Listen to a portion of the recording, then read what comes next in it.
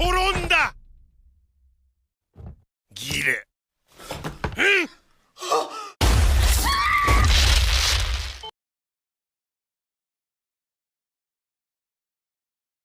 तो कहानी की शुरुआत सुन नाम के एक लड़के को दिखाते हुए होती है जिसकी लाइफ काफी ज्यादा बोरिंग होती है और वो गॉड से कहता है कि मेरी लाइफ बहुत ज्यादा बोरिंग है। और अगले ही पल हम सुन को क्लास के अंदर देखते हैं जहाँ सुन कुछ स्टूडेंट्स के साथ डरोमा डोल का डेथ गेम खेल रहा होता है। जो भी उसके सामने हिलता है डॉल उसे मार देती है। तभी सारे स्टूडेंट्स घबरा कर इधर उधर भागने लगते हैं। तभी डरोमा डोल उन सभी को भी मार देती है। फिर एक लड़का कहता है कि सभी लोग हिलना बंद कर दो। तभी सभी लोग हिलना बंद कर देते हैं। तभी एक लड़का कहता है ये एक डेथ गेम है और वो डरोमा डोल के पीछे लगा एक बटन दिखाता है और कहता है शायद उस बटन को दबाने से ये गेम खत्म हो जाए। लेकिन इसी के साथ ये लोग देखते हैं कि डरोमा डोल के पीछे एक टाइमर भी लगा हुआ है और इनके पास काफी कम टाइम बचा हुआ है। ये देखकर कई सारे बच्चे डरोमा डोल के पीछे लगे इस बटन को दबाने की कोशिश करते हैं और वो सारे मारे जाते हैं। आखिर में सुन और एक दूसरा लड़का बचा होता है और टाइमर खत्म होने वाला था। इसीलिए वो लड़का कहता है सुन तुम मेरे ऊपर से जंप लगा कर जाओ और उस डॉल के पीछे लगे बटन को दबा दो। और सुन ऐसा ही करता है। टाइम खत्म होने से पहले वो उस डॉल के पीछे लगे बटन को दबा देता है। अब डरोमा डोल का डेथ गेम खत्म हो जाता है। लेकिन डरोमा डोल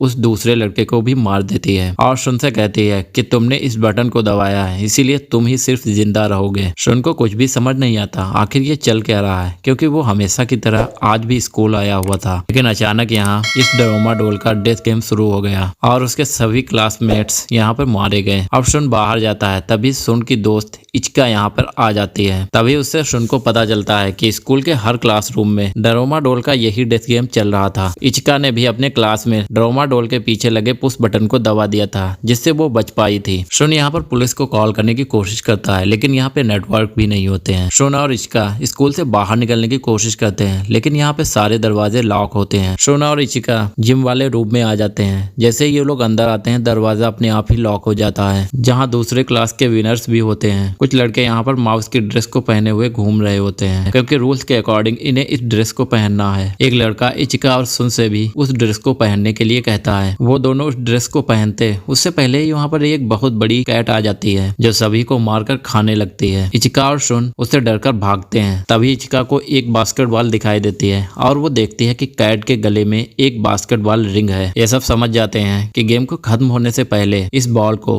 उस बास्केटबॉल रिंग में डालना है। एक लड़का जो कि बास्केटबॉल का प्लेयर होता है वो बॉल को रिंग में डालने की कोशिश करता है लेकिन तभी जायंट कैट उस बॉल को रोक देती है और उस लड़के के जोर से मुक्का मारती है जिससे वो दीवार के अंदर घुस जाता है और फिर जायंट कैट सभी को फिर से मारने लगती है। तभी सुन यहाँ पे नोटिस करता है कि कैट सिर्फ उन्हीं को मार रही है जिन्होंने माउस की ड्रेस पहनी हुई है। इसीलिए वो सभी से उस ड्रेस को निकालने के लिए कहता है और सभी स्टूडेंट्स अपनी ड्रेस को तुरंत उतार देते हैं। कैट अब कंफ्यूज हो जाती है कि अब वो किसको मारे इसीलिए वो अब सभी लोगों को मारने लगती है। इसी दौरान वो इचिका को मारने वाली थी लेकिन तभी सुन यहाँ पे माउस की ड्रेस को पहनकर आ जाता है और कैट उस पर हमला करने लगती है। सुन यहाँ पे नोटिस करता है कि माउस की ड्रेस पहनने पर कैट उससे बातें कर रही है और कैट उससे कहती है कि उसकी बैक पर खुजली हो रही है। ये सुनकर सुन कैट की बैक को सहलाने लगता है। कैट को अच्छा महसूस होता है और वो हमला करना बंद कर देती है। ये देखकर बाकी सब भी ऐसा ही करने लगते हैं। इसे कैट सो जाती है। तभी सुन बॉल को रिंग में डालने के लिए जाता है। तभी बाकी लड़के आकर सुन को रोक देते हैं क्योंकि उन्हें लगता है कि इस बार भी वही जिंदा बचे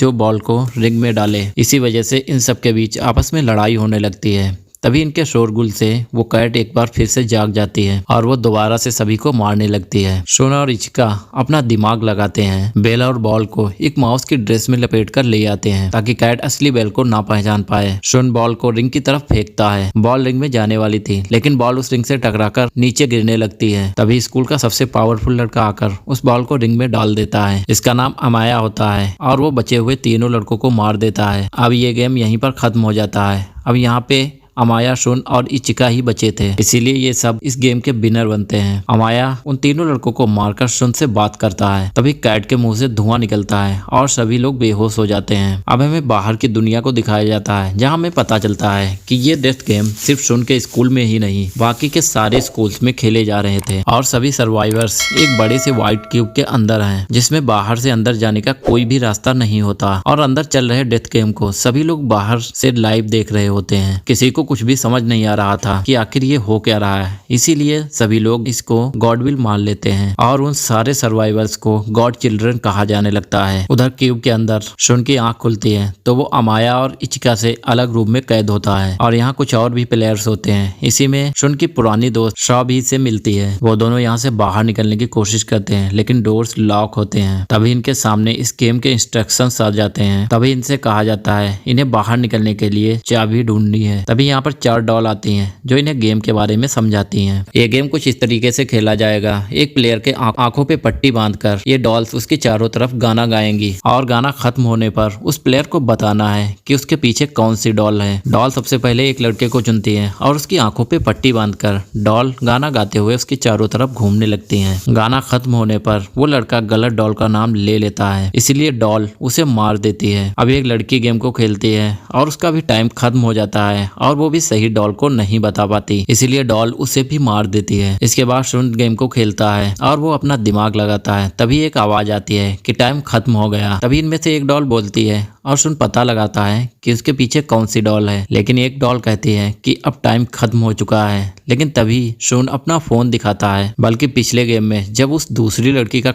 टाइम खत्म हुआ था तो मैंने उस आवाज को रिकॉर्ड कर लिया था और उसने वही आवाज अभी प्ले की थी, जिससे डॉल को लगता है कि टाइम सच में खत्म हो गया और वो कुछ बोल दी। इस तरह शुन को पता लग गया कि उसके पीछे कौन सी डॉल है और शुन इस तरीके से उस गेम को जीत जाता है। सभी डॉल अपने आप ही खत्म हो जाती हैं और एक डॉल के अंदर चाबी निकलती है। शुन एक गेट को खोलकर अपने दोस्त के साथ उस रूम में जाता है। तभी एक लड़का भागता हुआ इनकी ओर आता है जिसके पीछे एक डॉल पड़ी हुई थी और वो लड़का भागता हुआ इनका हाथ पकड़ लेता है और वो बताता है अगर तुम्हारे साथ कोई भी साथी नहीं होगा तो ये डॉल तुम पे हमला करेगी। और अब इनके पास इचिका भी आ जाती है और ये लोग एक दरवाजे के पास जाते हैं जहाँ पे 2 लड़के पहले से ही खड़े हुए होते हैं और वो इन्हें बताते हैं कि इसे खोलने के लिए 7 चाबियां और 7 प्लेयर्स चाहिए, लेकिन यहाँ पे ये कुल मिलाकर सिर्फ 6 प्लेयर्स होते हैं और इनके पास सिर्फ 4 ही चाबियां होती हैं। तभी अमाया यहाँ पे 3 चाबियां लेकर आता है और एक 8वें बंदे को मार देता है। इसके बाद ये लोग चाबियों से वो दरवाजा खोल देते हैं। इसके बाद डॉल अंदर चली जाती है। फिर एक आवाज आती है कि अपने कपड़े पहन लो। इसके बाद ये लोग अगले गेम में जाते हैं जहाँ चारों तरफ बर्फ जमी होती है। तभी यहाँ पर एक व्हाइट बियर आता है जो इन सबसे कहता है उसे व्हाइट पसंद है। इसके बाद वो कहता है वो सभी प्लेयर्स से सवाल पूछेगा और सभी को सच सच जवाब देना है और अगर किसी ने भी झूठ बोला तो वो मारा जाएगा। फिर वो बियर पूछता है कि सभी को खाने में क्या पसंद है। सभी लोग अपनी अपनी पसंद का खाना बता देते हैं। बियर सबसे कहता है कि तुम में से किसी ने तो झूठ बोला है। ये सुनकर सब लोग चौंक जाते हैं कि आखिर इनमें से झूठ कौन बोल रहा है। तभी बियर इन लोगों को 2 मिनट का टाइम देता है और जब टाइम खत्म होने वाला था तभी सभी लोग रेंडमली एक प्लेयर की तरफ अपनी उंगली पॉइंट कर देते हैं और बियर उसे मार देता है। इसके बाद बियर अगला सवाल पूछता है क्या तुम्हें शुन पसंद है। दोनों लड़कियां और अमाया शुन को जानते थे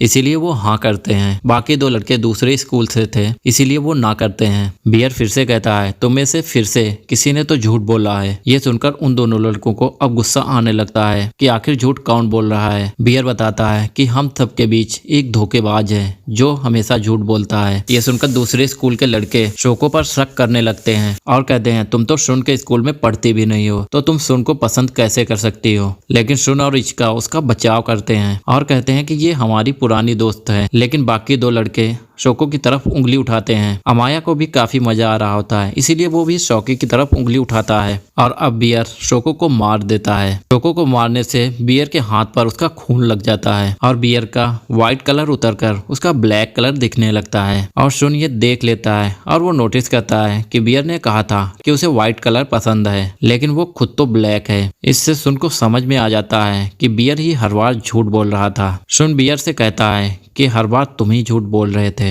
यानी कि असली धोखेबाज तुम हो। इसके बाद बियर ब्लैक हो जाता है और ये गेम यहीं पर खत्म हो जाता है। बचे हुए सारे प्लेयर्स अगले गेम में पहुंच जाते हैं। यहाँ पर 3 डॉल इनके सामने आती हैं जो कि इन्हें अगले गेम के बारे में बताती हैं और कहती हैं ये लास्ट गेम होगा, ये तुम सबके बीच ही होगा। और वो कहती हैं तुम में से एक प्लेयर डेविल बनेगा और बाकी सारे प्लेयर्स जाकर छुप जाएंगे। इसके बाद डेविल उन सबको ढूंढकर उनका चेहरा देखकर सबका नाम लेना होगा और यहाँ आकर उस केन को छूना होगा। अगर डेविल सनसेट होने से पहले 3 या उससे अधिक प्लेयर्स का नाम ले लेता है तो गेम खत्म हो जाएगा और डेविल जीत जाएगा। पकड़े हुए सभी प्लेयर्स प्रेजेंट सेल के अंदर कैद रहेंगे और अगर कोई प्लेयर उन्हें बचाना चाहता है तो डेविल के केन के छूने से पहले उसे किक मारकर उड़ाना होगा और केन को किक मारने से उसमें धमाका होगा, यानी कि दूसरे प्लेयर्स को बचाने के लिए केन को किक मारने वाले प्लेयर को अपनी जिंदगी सैक्रिफाइस करनी होगी। इसके बाद गेम को शुरू करने के लिए डेविल को चुना जाता है। इसमें अमाया डेविल बनता है। फिर गेम स्टार्ट होता है। सभी प्लेयर्स छुपने के लिए यहाँ से भाग जाते हैं। अमाया सबसे पहले डॉल को लात मारकर केन को नीचे लाता है और उसके बाद भागता हुआ दो प्लेयर्स की तरफ जाता है और उन्हें ढूंढ लेता है और अमाया उन्हें मारकर प्रेजेंट सेल के अंदर बंद कर देता है। शुन और इचिका एक साथ छुपे होते हैं। तभी अमाया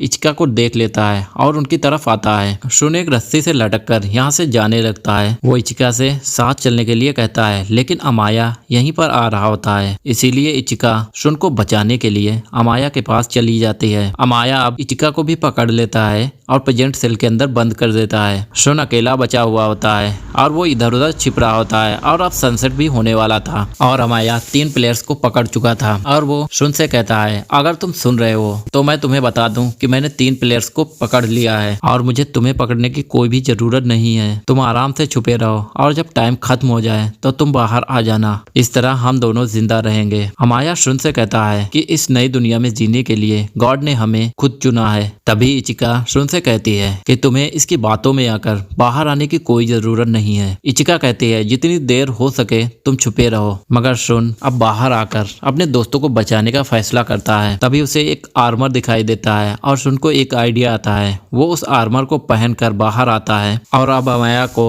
उसको पकड़ने के लिए सबसे पहले उसके चेहरे से नकाब को हटाकर उसे पकड़ना होगा। लेकिन अमाया के लिए ये करना बिल्कुल भी मुश्किल नहीं था। अमाया शुन के पास जाकर आराम से उसके चेहरे से मास्क को हटा देता है और आराम से उस केन की तरफ जाने लगता है। लेकिन इसी बीच शुन ने उसे चैन से बांध दिया होता है, जिससे अब अमाया केन तक नहीं पहुंच पाता। शुन अब अपने दोस्तों को बचाने के लिए पीछे नदी में कूद जाता है और चैन से बंधे होने की वजह से अमाया भी उसकी तरफ खींचा चला जाता है। अमाया शुन को ऊपर खींचता है ताकि वो आजाद हो सके, लेकिन दूसरी तरफ से शुन आर्मर से बाहर आकर ऊपर आ जाता है। मगर आर्मर से बाहर आते हुए उसे चोट लग जाती है, जिस वजह से शुन धीरे धीरे केन की तरफ बढ़ रहा था। वहीं अमाया जल्दी से आर्मर को ऊपर खींचकर खुद को आजाद करवा लेता है और अब वो दोनों केन की तरफ बढ़ते हैं। लेकिन तभी शुन केन को किक मारकर उड़ा देता है। अमाया और शुन यहाँ होने वाले धमाके से डर जाते हैं, लेकिन केन से कोई भी धमाका नहीं होता। तभी सनसेट हो जाता है और ये गेम यहीं पर खत्म हो जाता है। इस गेम में अमाया हार जाता है। शुन, इचिका और बाकी सब जीत जाते हैं। तभी शुन उन डॉल्स से पूछता है कि केन से कोई धमाका क्यों नहीं हुआ। तभी वो डॉल कहती है, मैंने गेम को मजेदार बनाने के लिए तुम लोगों से झूठ बोला था। ये कहकर वो तीनों डॉल्स हंसने लगती हैं। तभी अमाया को उन्हें देखकर गुस्सा आता है और वो डॉल से कहता है उसे गॉड की तरफ से चुना गया था, तो मैं यहाँ कैसे मर सकता हूँ। तभी वो डॉल कहती है, यहाँ पर कोई भी नहीं मरेगा। हमने गेम शुरू होने से पहले किसी के भी मरने की बात नहीं की थी। इसके बाद इन्हें आइसक्रीम दी जाती है और इनसे कहा जाता है इसे खाने के बाद तुम लोग अपनी असली दुनिया में पहुंच जाओगे। तभी खुशी खुशी ये लोग आइसक्रीम खाने लगते हैं। लेकिन तभी इनको आइसक्रीम स्टिक पर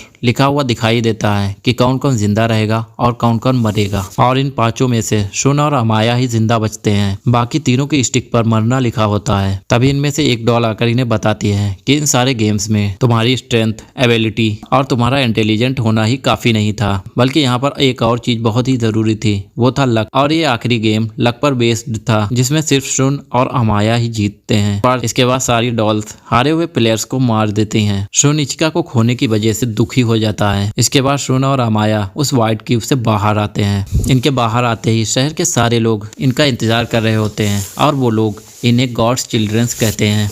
अमाया काफी खुश था और सुन दुखी होता है और वो कहता है यहाँ पर कोई भी गॉड नहीं था। तभी वही डॉल यहाँ पर आती है और वो कहती है कि तुम गलत हो। तभी यहाँ पर एक बूढ़ा आदमी आता है जो कि इन सारे डेथ गेम के पीछे था। शुन उसे देखता है और इसी के साथ ये कहानी यहीं पर खत्म हो जाती है। आपको मूवी कैसी लगी कमेंट करके बताना बिल्कुल ना भूलें। अगर आपको एक्सप्लेनेशन पसंद आ रहा हो तो प्लीज चैनल को सब्सक्राइब और वीडियो को लाइक करना बिल्कुल ना भूलें। तो मैं मिलूंगा आपको अगले वीडियो में, तब तक के लिए टेक केयर, बाय बाय।